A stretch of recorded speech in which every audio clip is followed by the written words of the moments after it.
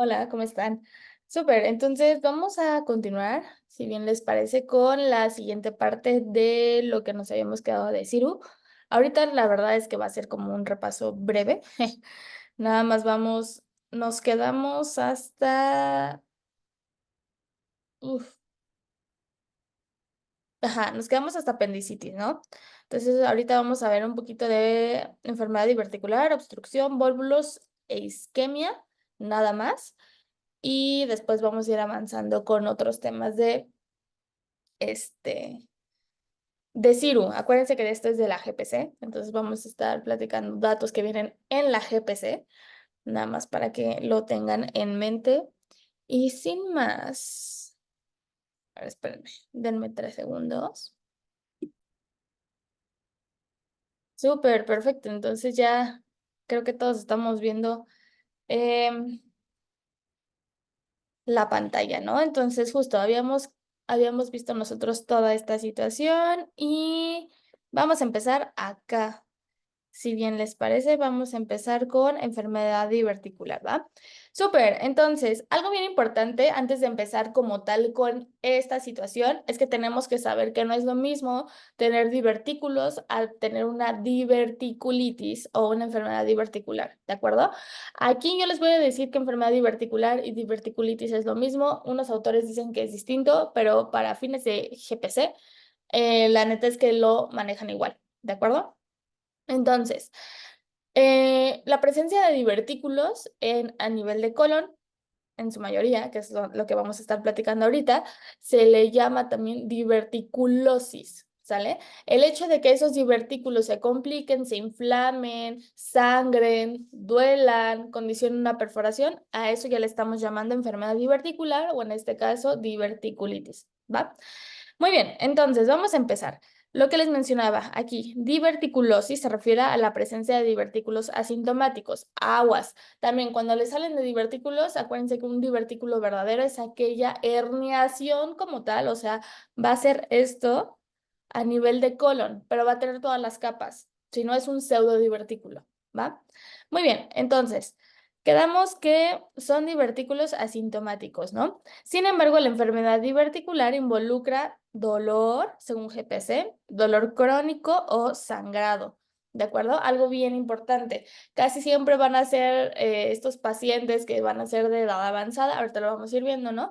Que van a ser adultos mayores que dicen, ay, es que me duele el abdomen y de repente sangré. Entonces tú estás pensando, ah, pues, ¿sabes qué? Seguramente enfermedad hemorroidal, ¿no? Alguna situación por el estilo, pero de repente vas haciendo como que tu anamnesis y dices, ah, ¿sabes qué? Seguramente son divertículos, ¿va? Muy bien. Entonces, factores de riesgo, justo lo que les mencionaba, la edad. Vamos a hacer un punto de corte a partir de los 62 años, ¿de acuerdo? Hablando de la dieta, principalmente semillas y nueces van a ser factor de riesgo según GPC, ¿de acuerdo?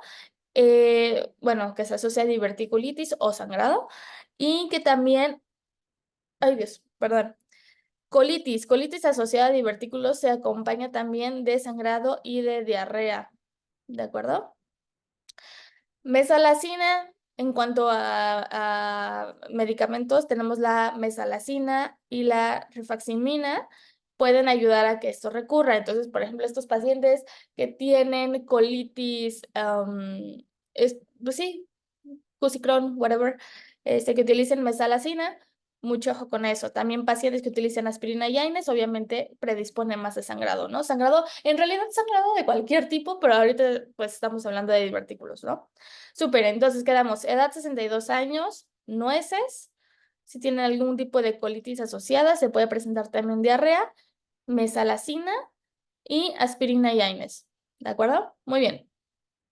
Diagnóstico y tratamiento. ¿Cómo me va a llegar este tipo de pacientes? Este es un tipo de pacientes que van a ser, como les mencionaba, pacientes de la tercera edad, que inician con dolor en fosa ilíaca izquierda. Es la famosísima apendicitis del lado izquierdo, ¿no?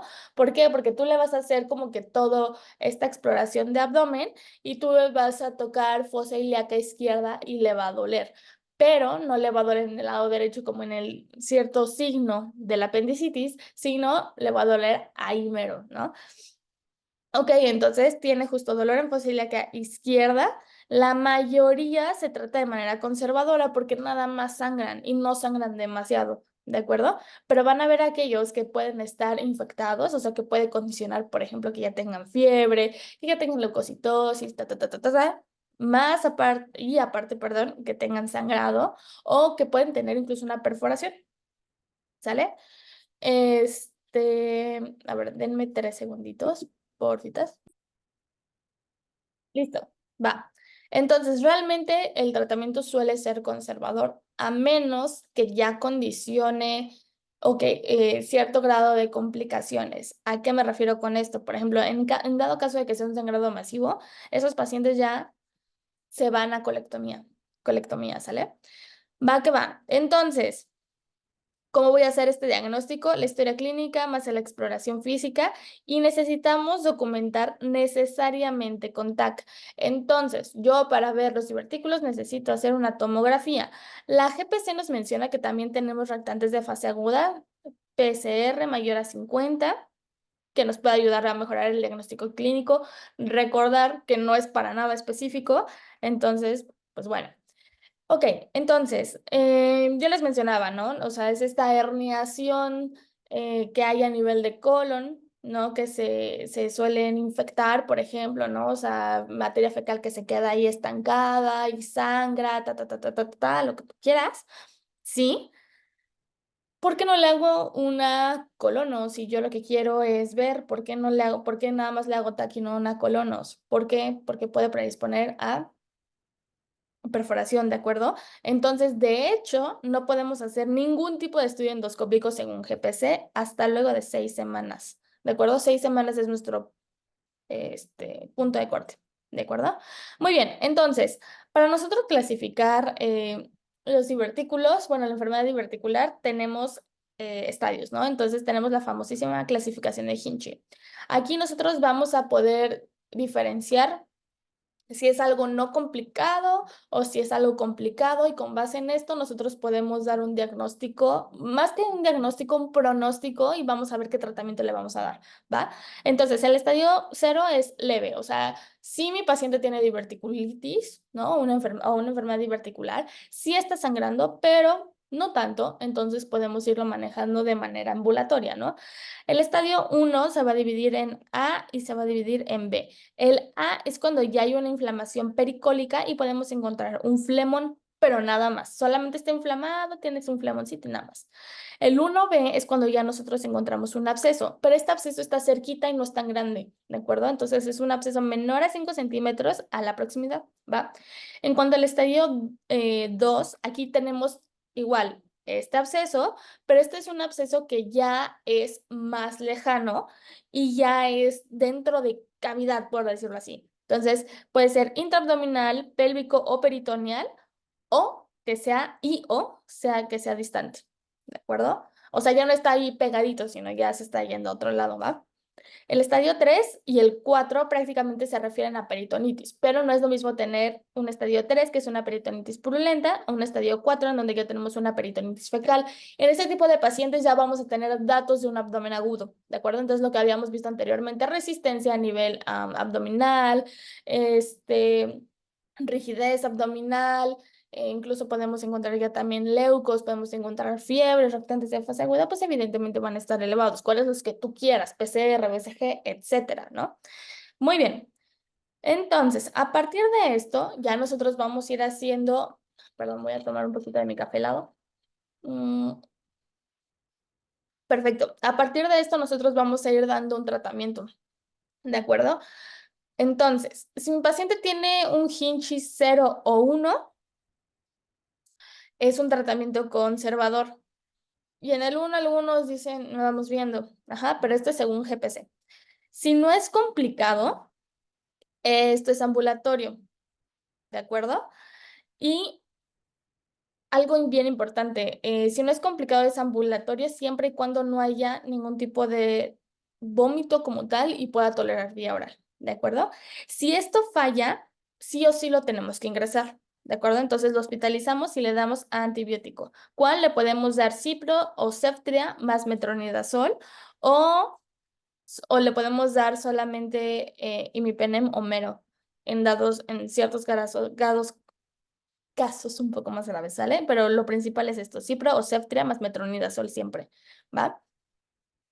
¿Cuánto tiempo lo vamos a dejar? Lo vamos a dejar de 7 a 10 días de antibiótico, el esquema antibiótico. Y algo bien importante, la fibra. Acuérdense que también un factor predisponente para el que se den estos divertículos es el estreñimiento. ¿Por qué? Porque si las heces fecales están muy compactas, entonces van a generar que la mucosa se como que pues es que sí, se herne, o sea, se vaya hacia arriba, ¿no? Entonces va a generar como mucha presión y entonces va a hacer esto, la mucosa, en lugar de estar así, va a hacer esto, ¿sale? Para que pueda pasar. Entonces les vamos a dar una dieta de 20 a 35 gramos de fibra para disminuir este tipo de recurrencia, ¿sale? ¿Qué es lo que va a pasar en estos pacientes que tengan abscesos? Si estos pacientes tienen un absceso que es menos de 4 o 5 centímetros, o sea que estamos en un estadio 1B, entonces le podemos dar antibiótico-terapia si nuestro paciente está, este, pues no está complicado, ¿va? En dado caso de que no, pues entonces ya estamos valorando un drenaje percutáneo, ¿de acuerdo? En dado caso de si lo anterior no funciona o si ya es no un B, sino un 2, ¿va? Aquí ya nosotros estamos valorando drenar, ¿va? Ahora, ¿qué pasa si mi paciente está súper complicado, si mi paciente ya tiene datos de, bueno, no voy a ir tanto como a choque, ¿no? Pero si mi paciente ya tiene datos, por ejemplo, de peritonitis, de un abdomen agudo, de un sangrado masivo, ok, este ya es indicativo para que nosotros hagamos un tratamiento quirúrgico. ¿Qué es lo que vamos a hacer? Una Hartmann, ¿va? Entonces nosotros vamos a hacer, se recomienda, según GPC, una anastomosis primaria porque te va a dar menor mortalidad. Eh, y esta principalmente la vamos a hacer en dado caso de que haya perforación, ¿de acuerdo? Y también tenemos que hacer una ileostomía derivativa, ¿va? Pero el tratamiento quirúrgico de elección es Hartmann, así si lo ponen así tal cual, es Hartmann. Esto lo que les mencionaba de anastomosis primaria, cuando yo lo estaba leyendo, la verdad es que sí fue un poquito confuso. De hecho, lo comenté con un cirujano. No, y justo fue lo que me dijo, como de, o sea, sí, claro, puedes hacer una anastomosis primaria, por supuesto que sí puedes hacer una ileostomía derivativa, pero lo principal es Hartmann, ¿sale? Entonces, pues sí, según GPC, menos de 50 años no se operan, pero acuérdense que obviamente en la vida real, ¿no? O sea, no en términos como que de algún tipo de examen o cositas por el estilo, pues evidentemente tenemos que individualizar, ¿sale? No es lo mismo un paciente que sea menor a 50 años, pero que tenga como que esté súper inestable, pues evidentemente no es como de, ah, no, porque en la guía viene, pues evidentemente no, pero para términos como por ejemplo de examen, de alguna clase o lo que sea, pues evidentemente aquí nos mencionan menos de 50 años no se operan, ¿va? Em, para nosotros derivar esta anastomosis que les había comentado, tenemos dos opciones. Podemos hacer una colostomía de colon transverso o podemos hacer una ileostomía en NASA, que es lo que más prefiere aquí o nos menciona la GPC, ¿vale? Ahora, en dado caso de que haya una peritonitis, pero que ésta sea difusa, se recomienda una sigmoidectomía de urgencia, evidentemente. ¿Por qué? Porque, acuérdense, un abdomen agudo, o sea, una peritonitis condiciona un abdomen agudo, y eso es una urgencia, o sea, lo tenemos que meter a quirófano, ¿no? Para solventar esto, no es como que vayamos a tratar una apendicitis con antibiótico y ya, ¿no? Entonces sí lo tenemos que meter a quirófano, ¿sale? Entonces, ok, eso por un lado. Por otro lado, tenemos la cirugía electiva. Para esto, nos menciona la GPC que necesitamos realizar una preparación mecánica, perdón, que se debe de evitar una preparación mecánica prequirúrgicamente, ¿de acuerdo? Y algo bien importante es que también nos menciona la GPC que si el segmento colónico está in situ, se tiene que descartar que esto sea un carcinoma, ¿sale? Entonces, pues evidentemente va a depender mucho del perfil de paciente que tú tengas. No es lo mismo un paciente que tengas de 62 años, ¿no? A un paciente de 87 años, ¿no? O sea, evidentemente, pues vamos a ir con las probabilidades poco a poco, ¿va? Pero de manera muy general, puntos clave. Entonces, nos vamos rápidamente a enfermedad diverticular. Quedamos, un divertículo es una herniación de la mucosa de todas las capas, ¿de acuerdo? Una enfermedad diverticular. En una enfermedad diverticular se opera o se da tratamiento, pero sí se tiene que tratar. Una diverticulosis no necesariamente, ¿no? Factor de riesgo, edad, nueces, colitis, medicamentos como mesalazina, aspirina y AINES, ¿va? Diagnóstico y tratamiento, pacientes que lleguen con dolor en fosa ilíaca izquierda, ¿no? Pueden llegar a tener también datos de perforación en dado caso, puede tener sangrado, esta es la principal causa. Uy, esto no lo apunté, pero el lugar más común en el que salen los divertículos sigmoides. Sin embargo, colon ascendente es donde más sangran. Sí.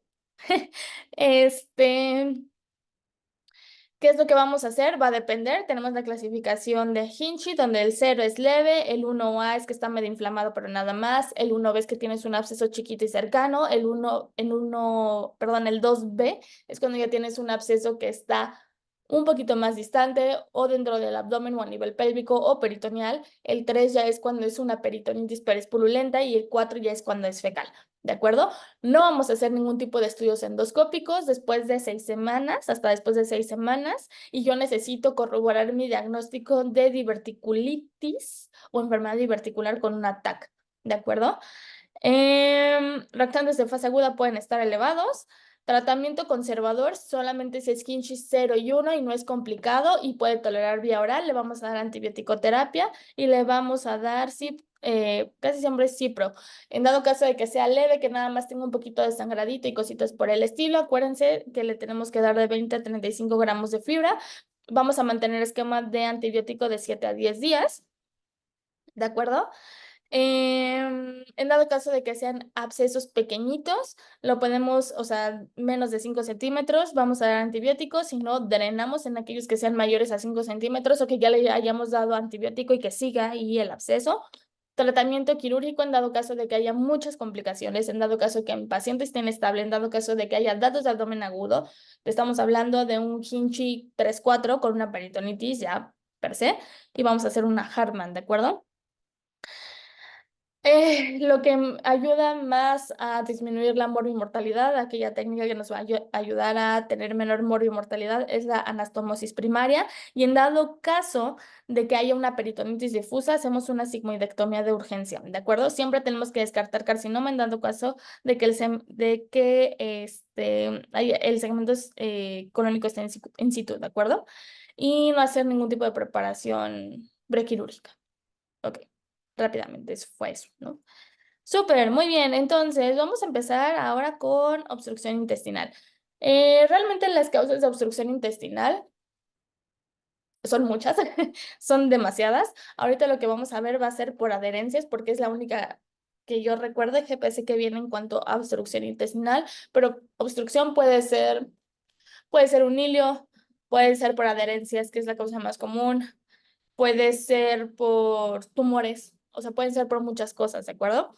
Entonces, la definición per se de una obstrucción intestinal es una interrupción del tránsito intestinal casi siempre por factores extrínsecos. Entonces, justo adherencias, hernias, tumores, etcétera, ¿no? Ok, tratamiento inicial o cómo lo vamos, déjenme ver, aquí puse, ok, no creo que, no puse cuadro. No puse cuadro clínico, fíjense. Bueno, prácticamente es un paciente que va a llegar y va a tener mucho dolor a nivel abdominal. Tú llegas, dice, es que me duele mucho y le preguntas si tu paciente no ha evacuado y dice que se siente súper distendido. Tú lo empiezas a valorar, puedes llegar a tener un poquito de resistencia a nivel abdominal y dices, ah, bueno, pues lo que me enseñaron en la facultad, ¿no? Inspección, auscultación, palpación y percusión, ¿no? Entonces tú haces todo esto, escuchas todo mate, te asustas un poquito, pero cuando lo auscultas estos como ruidos metálicos, ¿no? Que les llaman ruidos de lucha, que se escucha así, pues literal metálico, no tengo nada metálico, o tal vez más o menos. Entonces si se escuchan así como que neta quieren tratar o sea, como muy fuertes, pues, ¿de acuerdo? Entonces, esto es peristalsis de lucha o estos ruidos metálicos que nos están condicionando que muy probablemente mi paciente esté obstruido. ¿Qué es lo primero que nosotros le vamos a pedir en cuanto a estudio de imagen? Obviamente, estudios de laboratorio, pues le puedes sacar una biometría hemática, ¿no? Una química sanguínea, tiempos de coagulación, y puede que te lo esté diciendo mucho así como si fuera así receta de cocina, pero tiene una razón de ser. Le sacas una biometría hemática, quieres ver los leucos, quieres ver si está, si hay ya como elevación, por ejemplo, de los leucos. De paso vemos la hemoglobina, pero realmente lo que más nos interesa son ver los leucos. Química sanguínea, me interesa ver, aparte de cómo está la glucosa, pero lo más importante, quiero ver si mi paciente no está realizando ya una lesión renal aguda o si mi paciente ya era un enfermo renal, si es una enfermedad renal crónica asociada y que encima de eso tenga ahorita una lesión renal aguda, ¿no? Que me esté condicionando como que alguna variación. Puedo pedir también electrolitos, ¿no? Puede que sea un hilio de origen algo metabólico que esté causando esta obstrucción intestinal, entonces puedo pedir, por supuesto, también electrolitos y estudios, ¿qué? Tiempos de coagulación, ¿no? También en dado caso de que mi paciente tengamos que ingresarlo a quirófano, pues bueno, también valorar esta situación, ¿de acuerdo? Muy bien. Estudio de imagen, primer estudio de imagen que nosotros tenemos que pedir una radiografía, ¿de acuerdo? ¿Qué es lo que yo voy a ver en la radiografía? En la radiografía casi siempre se va a ver no, no lo puse.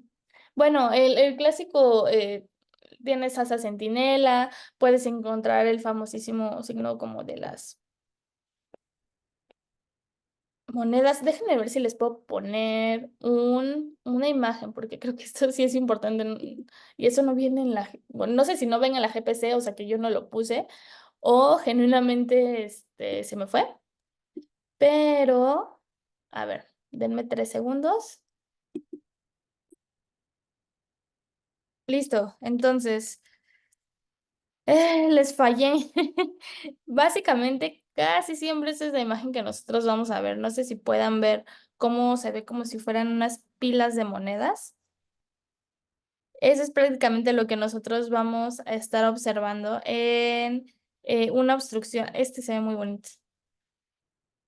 Ajá, eso es lo que nosotros estamos viendo, ¿no? O sea, como si fueran varias monedas así juntitas, juntitas, juntitas. Yo juraba que tenía aquí una imagen. Mm, tu. De hecho, lo que les mencionaba, ¿no? La diferencia entre una diverticulosis y una diverticulitis.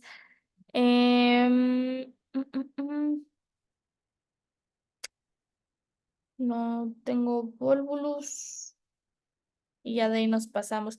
No les fallo.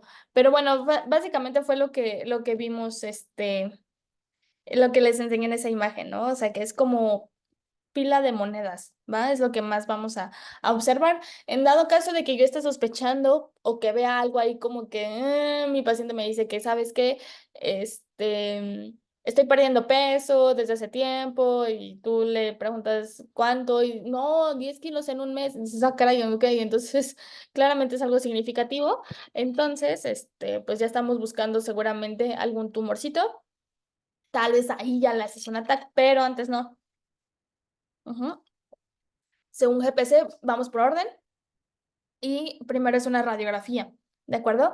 Ya que tú viste esto, ya que tú correlacionaste con clínica, como bien ponen en las notas, lo que nosotros tenemos que hacer de primera instancia es poner una sonda nasogástrica, ¿de acuerdo? ¿Por qué? Porque nos va a ayudar a descomprimir un poquito esta situación. Acuérdense que estos pacientes también vomitan mucho, ¿sale?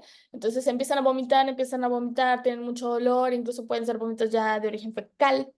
Entonces ahí cuando ya son fecales, ahí hay que tener mucho cuidado, ¿vale? Ya significa que ya lleva un poquito más de tiempo, ¿va? Entonces, ponemos una nasogástrica. Aquí nos menciona GPC que hay una mejora del 90% de las 48 a las 72 horas. Entonces, yo tengo 72 horas para que mi paciente, para yo decirle al interno, oye, ¿le puedes poner una sonda nasogástrica al paciente? Ah, sí, perfecto. Entonces, tengo 72 horas para ir manejando e ir viendo cómo se va sintiendo, cómo va el dolor, ir viendo también, por ejemplo, el gasto, ¿no? cuánto está gastando, etcétera, etcétera, etcétera, cuantificarlo y demás, para nosotros ver si eso puede ayudar. Es el tratamiento de primera instancia, ¿de acuerdo?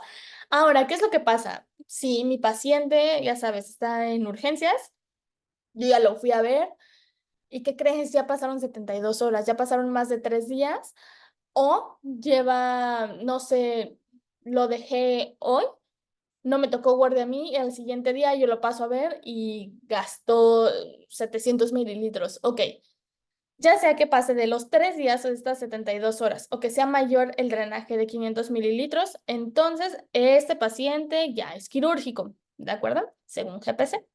Entonces, igual, otro criterio para que sea quirúrgico es si mi paciente es menor de 40 años o si mi paciente tiene una obstrucción pero completa del intestino delgado, ¿de acuerdo? Muy bien. Entonces, ¿qué vamos a hacer? Ok. ¿Cuándo voy a hacer una LAPE? ¿Sale? Una laparotomía. Ok, lo voy a hacer si yo veo que hay líquido intraperitoneal, si veo que hay edema en el mesenterio, si veo que tiene el signo de las heces en el intestino delgado, sí, etcétera, ¿de acuerdo? Pero si mi paciente tiene un antecedente quirúrgico antes de 6 semanas, es muy probable, eh, hay que valorarlo, ¿no? Pero nada más la GPC nos menciona que hay que tener cuidado si tuvo como que este antecedente quirúrgico antes de estas 6 semanas. Por lo general, estos pacientes tú les preguntas y dijeron, ¿saben qué? Sí, me quitaron la vesícula. ¿Hace cuánto? Hace como unos 7 años, más o menos 10 años. Es como, ok, entonces ya tiene bastantito tiempo, ¿no? ¿Qué otra cosa? Si el dolor es muy intenso, si hay resistencia abdominal, lo que les mencionaba, datos de abdomen agudo. La realidad es que mucho de aquí de abdomen tiene que ver con abdomen agudo. Entonces, si tiene resistencia abdominal, si los leucocitos sean mayor de 10,000, es decir, tiene leucocitosis, la PCR está elevada, son datos de que mi paciente ya tiene un cuadro de abdomen agudo, son datos de que mi paciente se me está complicando y son datos de que muy probablemente le voy a tener que hacer una laparotomía, ¿de acuerdo? Si mi paciente igual no resuelve lo que les mencionaba, después de estas 72 horas o más de 500, es quirúrgico, hay que abrirlo, ¿de acuerdo? Bueno, hay que operarlo. Entonces, aquí la GPC nos menciona la técnica quirúrgica de cómo se debe de hacer, ¿sale? Vamos a repasarla brevemente. Evidentemente, esto va a depender de cada cirujano, de la escuela, etcétera, etcétera, etcétera, pero en dado caso de que lo lleguen a preguntar o lo que sea, pues bueno, para tener una idea. Aquí nos mencionan, empezamos con el sitio distal. Si nosotros no vemos origen, eh, entonces empezamos por acá, ¿de acuerdo? Sí, hay si el intestino delgado está proximal a la obstrucción, se puede perforar fácil. Entonces, GPC nos dice, ten mucho cuidado, ¿de acuerdo? Siempre tenemos que checar todos los cuadrantes, o sea, hacer un chequeo en general. Y en dado caso de que se necesita, si se necesita, pues vamos, por ejemplo, que haya causado algún tipo de daño a nivel vascular, etcétera, o a criterio del cirujano, pues bueno, vamos a realizar una resección más una anastomosis primaria, siempre y cuando haya unos buenos bordes, ¿de acuerdo? Igualmente nos mencionan que la mejor tasa de éxito para láparos es simplemente si el diámetro es menor a 4 centímetros en una radiografía y que el acceso recomendado es en láparos. Acuérdense que siempre se recomienda laparoscopía versus una laparotomía. Acuérdense que la laparotomía es abrir, ¿sí? ¿No? Láparos, pues ahí con las camaritas, ¿no? Siempre se recomienda más láparos que una lape, ¿de acuerdo? Pero pues si mi paciente ya está todo complicado, pues evidentemente ya es criterio para abrirlo, ¿no? Para hacer una LAPE. Y nos mencionan que el acceso recomendado para hacer una láparos es el cuadrante superior izquierdo con una presión de 10 a 15 milímetros de mercurio. Esa fue pregunta de Nacional, ¿de acuerdo? Entonces, sí es de 10 a 15, pero el recomendado es de 8 a 10. ¿De acuerdo? Acuérdense que la normal va de 20 a 30, si no mal recuerdo, tal vez me esté equivocando, lo checaré. Pero Aquí nos mencionan que es cuadrante superior izquierdo, una presión de 10 a 15 milímetros de mercurio. Acuérdense, técnica de Jason, que el ojo de Everest, pero lo recomendado es de 8 a 10 milímetros de mercurio en cuanto vas a hacer el neumoperitoneo en obstrucción intestinal. ¿De acuerdo? Muy bien. Entonces, vamos a pasar con volvulus, que tiene mucho que ver también con obstrucción intestinal. Dame 3 segunditos nada más. Ok, volvimos, súper. Entonces, nos quedamos en volvulus. Súper. Para empezar, ¿qué es un volvulus? Un volvulo, como le quieras decir, llamar o mencionar. Básicamente es una torsión, ¿de acuerdo? Es una torsión de algún órgano en cierto eje y según GPC sobre su pedúnculo vascular, ¿de acuerdo? Entonces, básicamente esto casi siempre suele ser, obviamente, en intestino, entonces se da la vuelta, o sea, como que se tuerce, pues, ¿de acuerdo? Y que clásicamente va a resultar una obstrucción en asa cerrada, ¿de acuerdo? Es algo importante porque esto también es una urgencia, esto sí se operan, pero bueno, no me voy a adelantar tantísimo, ¿sale? Vamos poco a poco. Muy bien. Vamos a empezar con factores de riesgo, principalmente que sea sexo masculino, pacientes que sean mayores a 60 años, adultos mayores, pacientes que estén en alguna institución, que tengan mucho estreñimiento, enfermedad neuropsiquiátrica también, así como que sean pacientes que cursen con alguna enfermedad que condicione algún grado de retraso mental, sobre todo a nivel, si es un volvulus a nivel de sigmoides.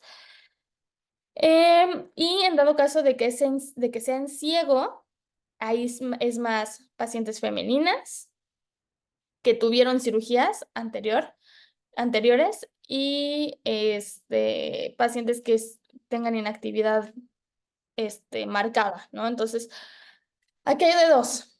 El más común, sigmoides. Entonces, casi siempre es un viejito que llega, que pues tiene mucho estreñimiento y como que también tiene depresión, ¿no? O alguna enfermedad neuropsiquiátrica como demencia, ¿no? Y que le empieza a doler mucho el abdomen, le empieza a doler mucho, mucho, mucho el abdomen. Entonces, muy probablemente sean sigmoides. Si es una viejita, ¿no? Que no, no sé, le hicieron, ¿qué te gusta? No sé, algún tipo de cirugía a nivel abdominal previa y que casi no sale de su casa, que se queda viendo la tele, ¿no? O sea, súper, súper, o sea, con una vida muy sedentaria, pues, entonces muy probablemente sean ciego, ¿de acuerdo? Muy bien, entonces, cuadro clínico, dolor. Lo principal, como en todos, es dolor. Dolor a nivel abdominal. Son pacientes que tienen bastante distensión abdominal y algo bien importante es que no canaliza gases. ¿Por qué? Y no evacúa. Entonces, si te das cuenta, prácticamente es una obstrucción intestinal, nada más que aquí lo la diferencia es que condiciona, pues evidentemente, un compromiso vascular importante porque se tuerce, pues el intestino se tuerce, ¿va? Entonces justo no canaliza gases, no evacúa, tiene mucha náusea, puede empezar a vomitar y justo, ¿no? Tiene una hipersensibilidad abdominal, lo que les mencionaba de los ruidos metálicos, que ahí mencionan 47% o que estén aumentados en un 31%. Entonces no siempre los vamos a encontrar, pero si tienes peristalsis de lucha, si tienes ruidos metálicos, pues evidentemente agua pasa por mi casa, ¿no? Entonces, pues ya nos vamos como que guiando un poquito más. Estudios, lo que les mencionaba de primera instancia, tenemos que hacer una radiografía, ¿de acuerdo? ¿Qué es lo que vamos a encontrar? Pues esto es como un complemento, pues, de obstrucción intestinal, ¿no? Pero ausencia de gas, vamos a poder encontrar, en dado caso de que sea en sigmoide, la forma de U invertido o también esto que es súper, súper, súper he preguntado, ¿no? El grano de café, ¿sale? En dado caso de que sea en ciego, pues vamos a poder encontrar una asa dilatada, niveles hidroaéreos, colapsos en colon, ¿no? Pero lo más común es como casi siempre ponen signo de grano de café o sigmoide en forma de U. Ujú.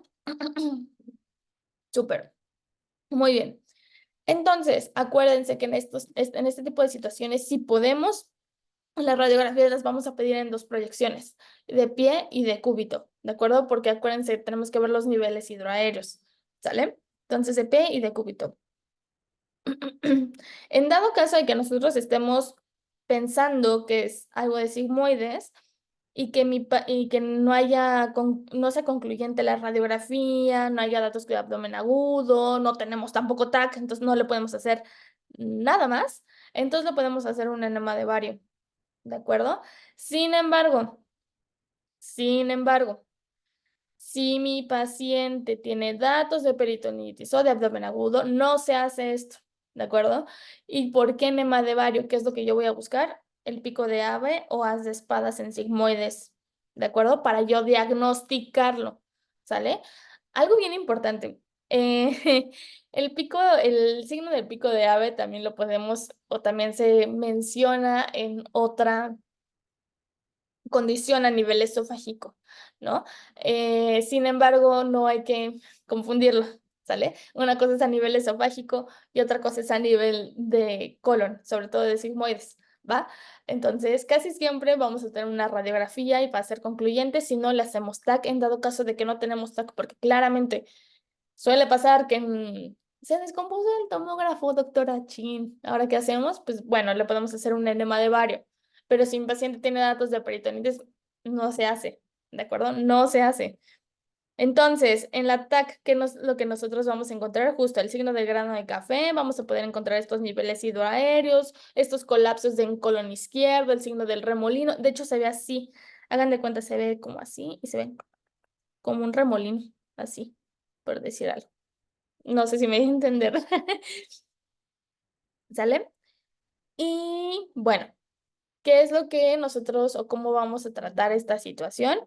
Primero, lo primero, tenemos que estabilizar al paciente. Entonces, líquidos, electrolitos y descompresión intestinal por succión nasogástrica.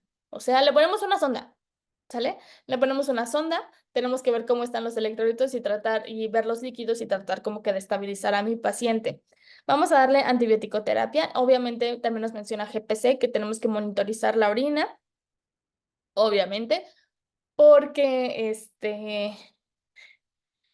pues también nos sirve para ver cómo está, o sea, nuestro paciente, ¿no? Tenemos que ver cuánto, hacer la cuantificación de orina, ver si mi paciente está en oliguria o en anuria, justo de ahí también la importancia de que también pidas una química sanguínea, cositas por el estilo, porque son marcadores indirectos, ¿va? Muy bien.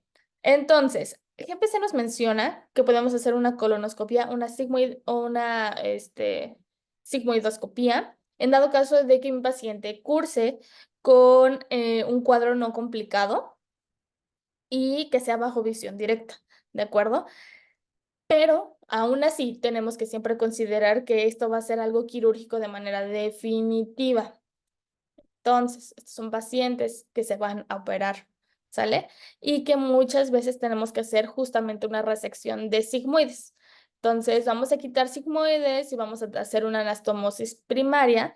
En dado caso sí hubo una resolución no quirúrgica, ¿vale? Entonces, resecamos, aquí menciona GPC, se reseca el asa valvulada con gangrena. En dado caso de que haya peritonitis, isquemia o necrosis, pues esto cambia, ¿no? Entonces, GPC nos menciona, ¿sabes qué? Si tu paciente tiene necrosis, ya tiene peritonitis, entonces aquí ya vamos a tener que quitar sigmoides, pero ya no vamos a hacer una anastomosis primaria, porque ya hay una infección. Entonces, vamos a sacar un estoma.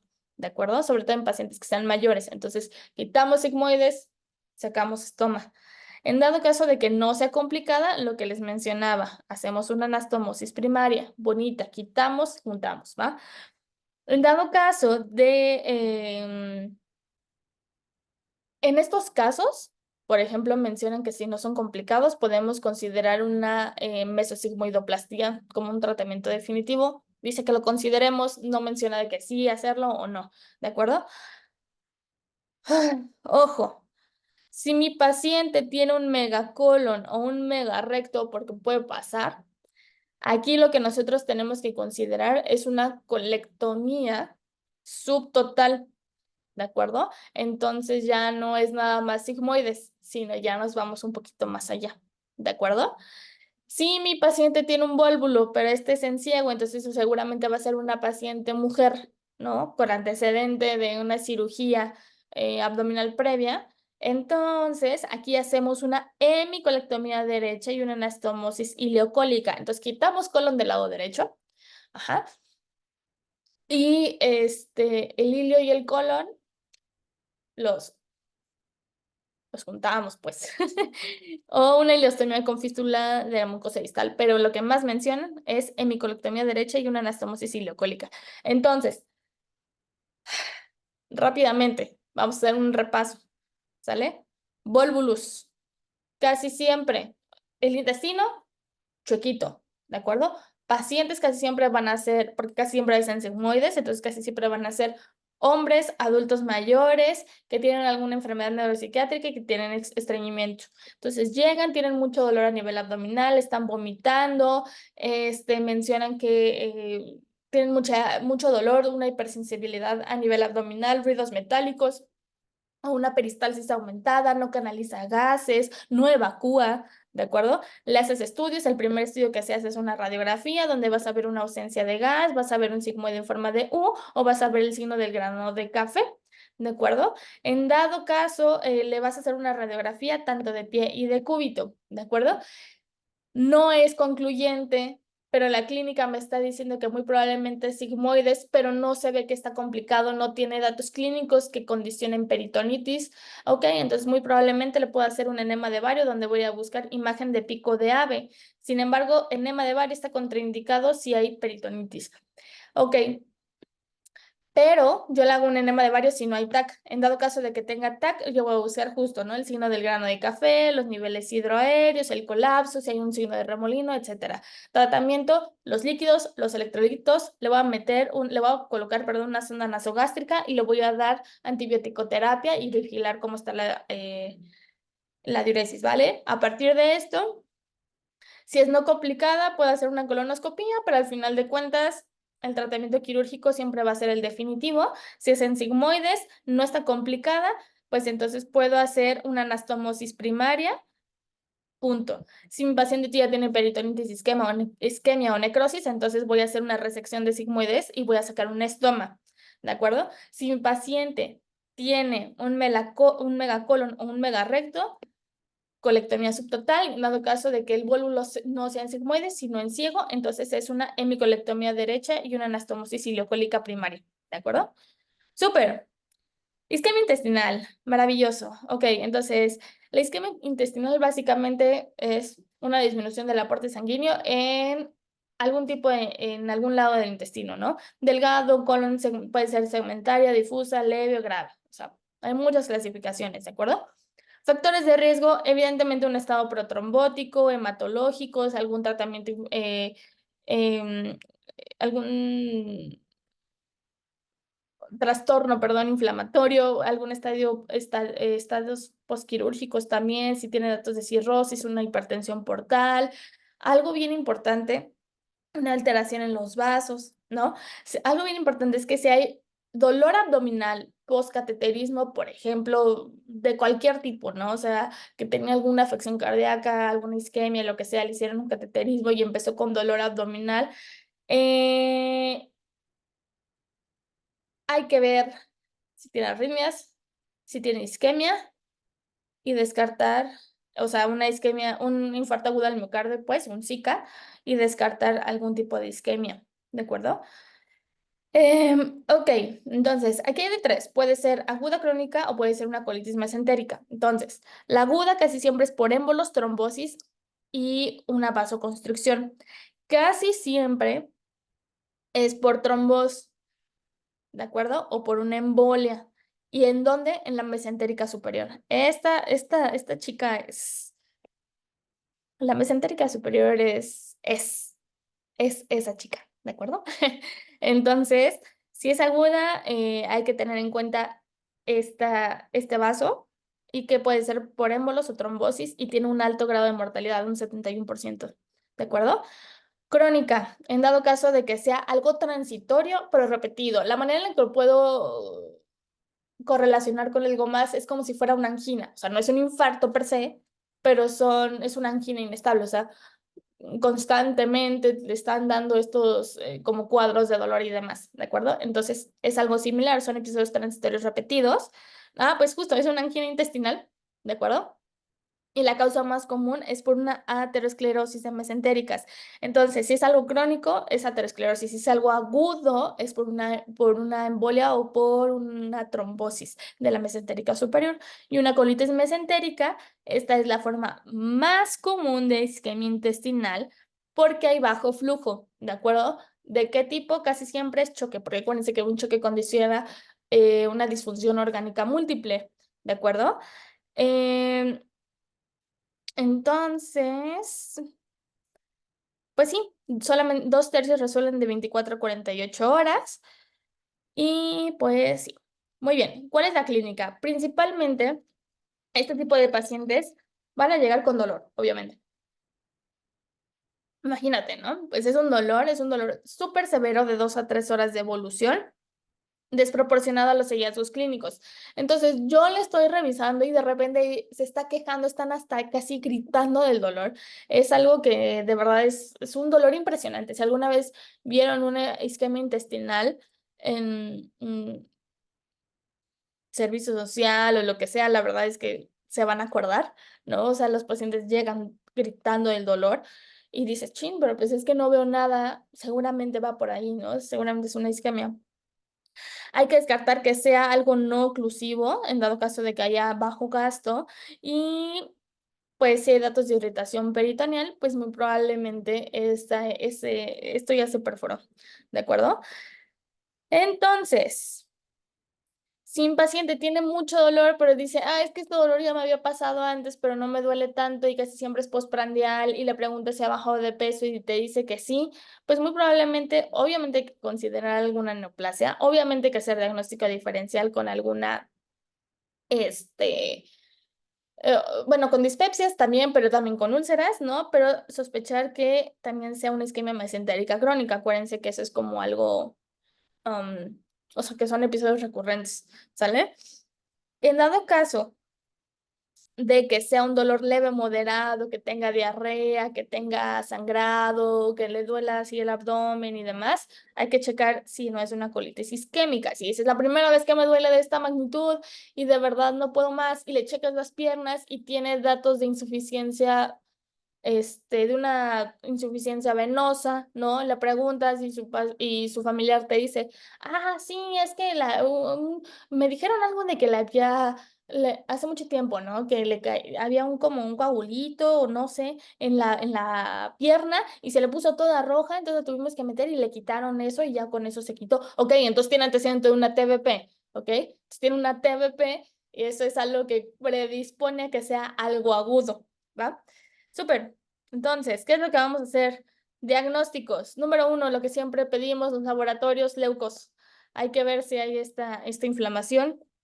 Podemos pedir el dímero D. El dímero D va a estar aumentado. Los angiólogos pobres seguramente sueñan con esto, el famosísimo dímero D. Obviamente también podemos pedir FA, LDH, ¿no? Entonces, PFAHs, ¿no? Y podemos pedir también una gasometría, ¿de acuerdo? ¿Por qué? Porque si tiene acidosis láctica, eso es sugestivo, nos dice GPC de una necrosis intestinal. ¿De acuerdo? Muy bien. Entonces, ¿qué le vamos a hacer de imagen? Le podemos hacer una radiografía, casi siempre es normal, pero nosotros tenemos que descartar algún tipo de otras causas. Lo que podemos llegar a encontrar son asas dilatadas y algo que se llama thumb printing, que es como el dedito así, ¿va? Ok, algo que podemos también hacer es el Doppler, nada más en dado caso de que estemos sospechando alguna trombosis mesentérica, pero realmente pues no se ve, es algo muy limitado, pacientes que tienen mucho panículo adiposo, mucho gas, no vamos a poder ver mucho, pero lo mejor que podemos nosotros hacer es TAC, ¿de acuerdo? Entonces vamos a hacer una TAC helicoidal, esta es la de elección, ¿de acuerdo? ¿Y qué es lo que nosotros vamos a ver? Va a depender. Si es una obstrucción arterial, vamos a ver vasodilatación en el lecho esplácnico y un aumento de la atenuación de la pared de las asas intestinales.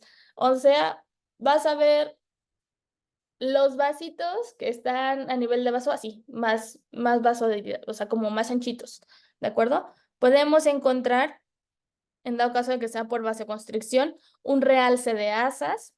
Podemos encontrar también la dilatación de asas o edema mural. O en dado caso de que sea una obstrucción, pero no sea arterial, sino sea venosa, entonces vamos a encontrar una pared que va a estar como que más engrosada. Hagan de cuenta como el signo de la diana en apendicitis, así, pero a nivel de intestino, ¿va? Y este es el de elección. El primero es radiografía y el gold estándar, ay, perdón, el gold estándar es la angiografía, ¿de acuerdo? En dado caso de que no sea oclusiva, si no responden a tratamiento, o si hay una isquemia crónica, pero es algo que no es concluyente, o sea, si te quedan dudas, si tu paciente no, o sea, ya intentaste darle tratamiento y no, o es algo crónico, dices, ¿sabes qué? Mejor le vamos a hacer una angiografía, si se puede y si se tiene, ¿no? Muy bien. Tratamiento número 1, estabilizar el famosísimo ABC, sí, lo que sea. El ABC, ¿no? Que técnicamente es un XABC, pero bueno, no nos vamos a meter en esa. Es ABC, punto, ¿no? Entonces, estabilizar hemodinámicamente, podemos dar antibiótico-terapia contra anaerobios y contra gram negativos. Y podemos dar, según GPC, papaverina, que es una sustancia vasodilatadora, en dado caso de que mi paciente esté en choque o que la TEA nos baje. Perdón. Vamos a dar papaverina, que es una sustancia vasodilatadora, a menos que, importante, a menos que mi paciente esté en choque o que baje así la tensión arterial, ¿va? Invasivo, es decir, quirúrgico. Esto va a mejorar, según GPC, si mantenemos la papaverina, ¿de acuerdo?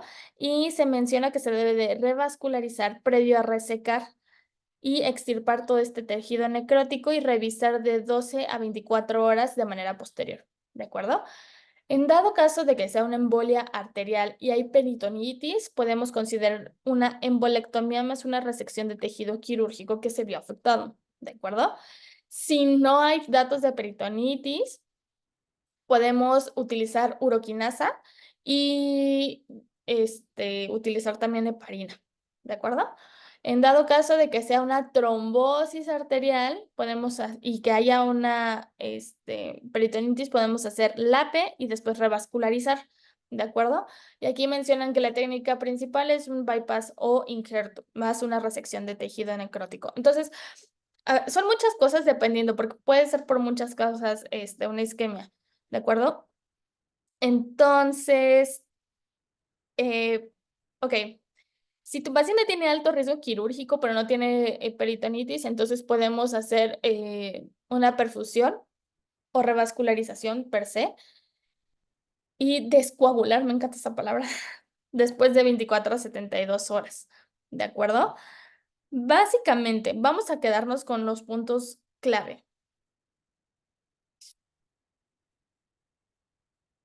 Lo principal es revascularizar y después tienes que quitar el tejido en dado caso de que esté necrótico, ¿de acuerdo?